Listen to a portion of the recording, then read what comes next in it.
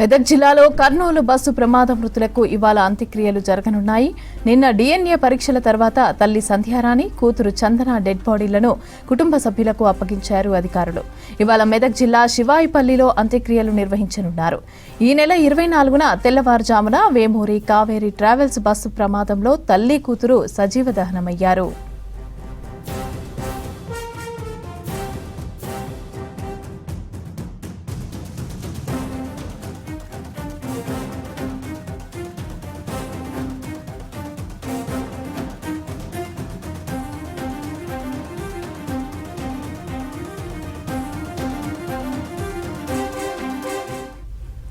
కర్నూలు నుంచి అంబులెన్స్ లో డెడ్ బాడీలను సొంత ఊరికి తీసుకొచ్చారు కుటుంబ సభ్యులు.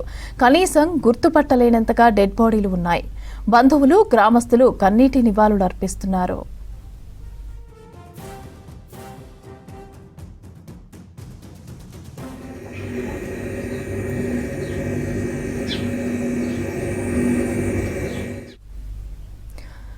మెదక్ జిల్లాలో కర్నూలు బస్సు ప్రమాద మృతులకి ఇవాళ అంత్యక్రియలైతే జరగనున్నాయి.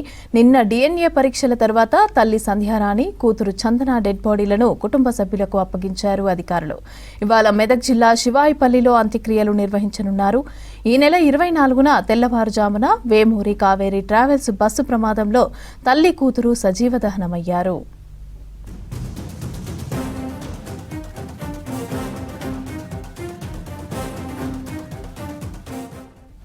కర్నూలు నుంచి అంబులెన్స్ లో డెడ్ బాడీలను సొంత ఊరికి తీసుకొచ్చారు కుటుంబ సభ్యులు. కనీసం గుర్తుపట్టలేనంతగా డెడ్ బాడీలు ఉన్నాయి. బంధువులు, గ్రామస్తులు కన్నీటి నివాళులు అర్పిస్తున్నారు.